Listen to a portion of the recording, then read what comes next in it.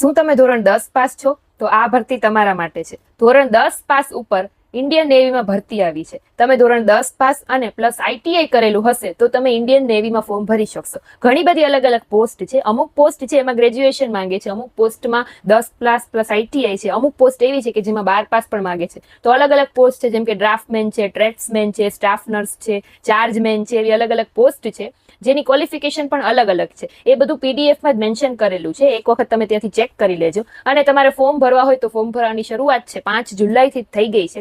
17 જુલાઈ 2025 સુધી તમે આના ફોર્મ છે એ joinindianavy.government.in ની જે ઓફિશિયલ વેબસાઇટ છે એના ઉપરથી તમે રજીસ્ટ્રેશન કરીને ફોર્મ ભરી શકશો.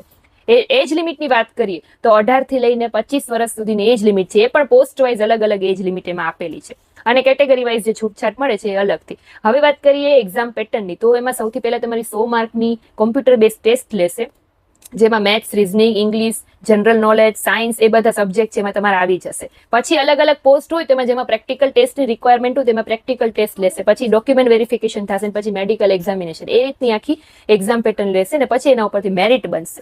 અને સેલેરી છે એ પણ 7th પે કમિશન મુજબ તમારી સેલેરી રહેશે. એટલે જો તમે આમાં ઇન્ટરેસ્ટેડ હો ને તમારે ફોર્મ ભરવું હોય તો પહેલા તમે એની આખી પીડીએફ રીડ કરી લો. પીડીએફ મારી ટેલિગ્રામ ચેનલમાં પોસ્ટ કરી દીધી છે. અને પછી તમારે ફોર્મ ભરવું હોય તો મેં જે વેબસાઇટ કીધી એના ઉપરથી તમે ફોર્મ ભરી શકશો. તો આવી ભરતીને લગતી તમામ અપડેટ્સ જાણવા માટે મને ફોલો કરો. Thank you.